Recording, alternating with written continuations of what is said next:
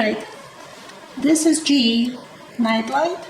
We have them all over our house. So when it gets darker, it has a sensor, so it's turned on.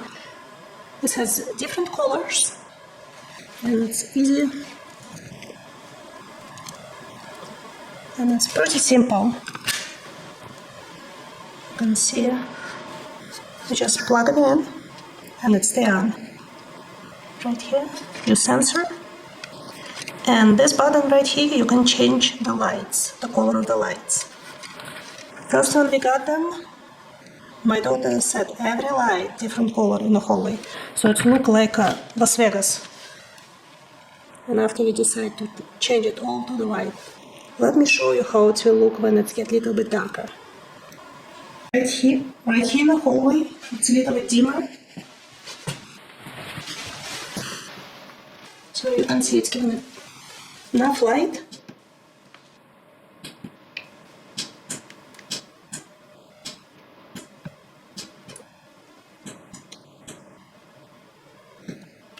So you can set each light in your house different colors. It's very sleek design and very simple. It's definitely good for the kids' bedrooms or general in the house. So you don't have to look for the switches at night. You always can see where you're going.